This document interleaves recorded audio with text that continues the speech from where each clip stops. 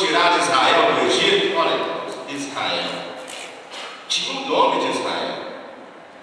Tinha 400 anos que 70 pessoas tinham entrado no Egito. Agora eram 3 milhões de pessoas.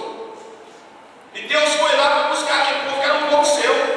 Povo seu. Ele começou com Abraão, Isaac, Jacó. E eles entraram no Egito. Mas tinham passado 400 anos lá. Deus providenciou, moveu, trouxe libertador, fez muitos sinais, fez muitas maravilhas, ungiu 2 homens, Moisés e Arão, poderosos no meio daquele povo, mostrou tantas coisas maravilhosas e arrancou aquele povo. Tirou aquele povo das fronteiras do Egito e começou a caminhar com eles. Começou a caminhar no meio daquele povo. Mas que problema! Que problema! O Senhor enfrentou lá no deserto. Porque de Israel, de Hebreus, ele só tinha um nome. Mas na prática, no andar, no falar, no pensar, eram dos egípcios. Eles tinham adquirido toda a cultura do Egito. Toda a cultura do Egito. Eram hebreus, povo da promessa, uma família que Deus tinha começado, mas pela associação, por estarem vivendo junto, por estarem no dia a dia, com costumes estranhos, com ideias estranhas, eles assimilaram aquilo, de tal forma que Deus, andando pelo deserto, ele viu que realmente ele estava tratando com um monte de egípcios dentro dos hebreus. Egípcios dentro dos hebreus. Foi fácil para tirar aqueles 3 milhões de pessoas de lá. Mas o problema agora era tirar o Egito de dentro deles. Quantos dão graça porque aceitaram Jesus? Quantos dão graça porque foram chamados por Jesus? Oh, louvado seja o nome do Senhor, bendito seja o nome do Senhor. Mas o grande problema é mudar a mentalidade, é receber e viver a mentalidade que Deus quer que nós vivamos. Esse negócio de cultura, irmãos, cultura é cultivar, não é? Cultura, a tradução literal dessa palavra, cultura não significa, a tradução dela é cultivar, não é? Claro que o significado é um conjunto de maneiras, é um conjunto de crença que faz que um povo vive e pratica e torna a sua cultura, o conjunto de atividades e modo de agir de um povo, né? Esse é o significado, é o que essa palavra no seu todo significa. Mas quando isso é cultivado, quando aqui no meio que nós vivemos passa a ser cultivado dentro de nós, e não tem jeito de ser o contrário não, porque nós estamos vivendo aqui. Foi por isso que o salmista escreveu no salmo bem-aventurado é aquele que não anda no conselho. Bem-aventurado é aquele que não anda no conselho. De quem você recebe os seus conselhos? Quem é que direciona a sua vida? De onde vem a direção da sua vida? Da TV? Dos livros? Dos grandes mestres terrenos? Da universidade? São essas coisas que fazem o seu costume. Aí quando chega diante de Deus, aquilo choca.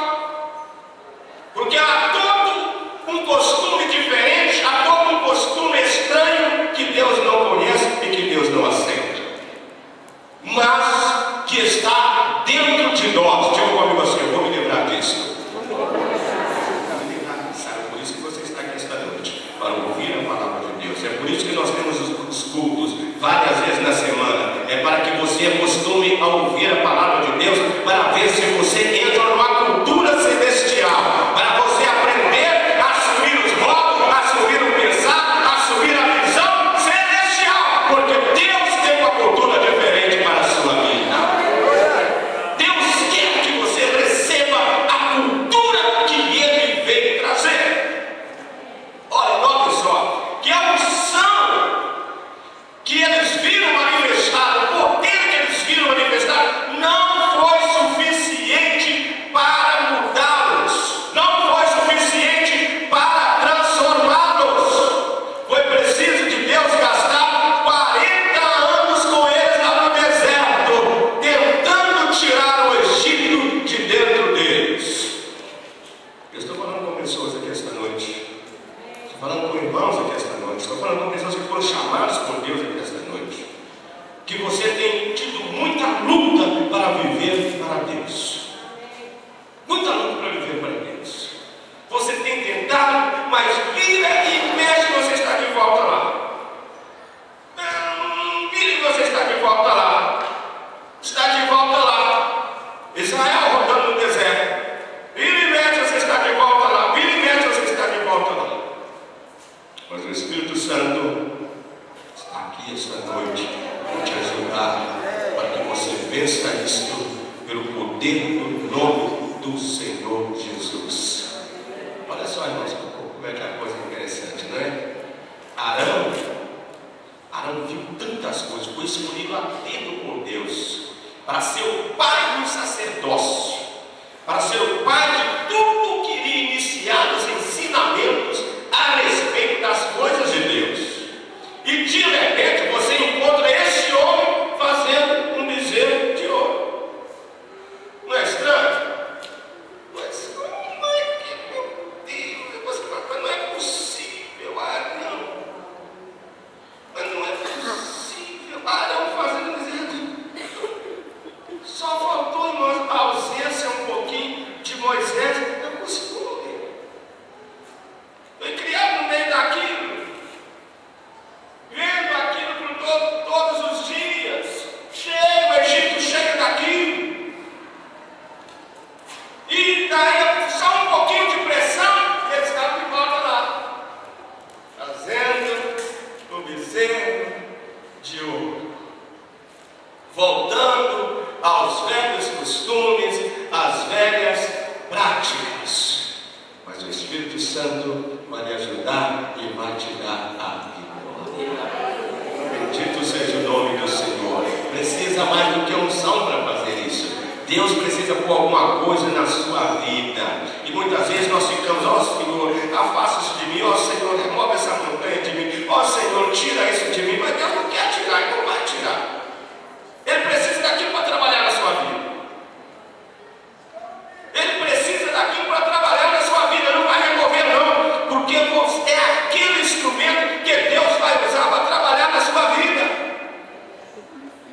Para te fazer orar, para te humilhar, para que você possa começar a compreender e entender o que Deus pensa, da maneira que Deus pensa, como Deus quer que você anda, como Deus quer que você proceda, como Deus quer que você trate o seu irmão, como Deus quer que você trate as suas coisas sagradas. Então Ele põe alguma coisa dentro da sua vida e você vai ficar importunado com aquilo, tentando se livrar, mas Deus está usando aquilo ali para te moldar, para arrancar o Egito da sua vida, para mudar a sua mentalidade, para afastar aqueles velhos pensamentos que estavam na sua vida. Então levante a sua mão e diga assim: Senhor, eu te agradeço por tudo.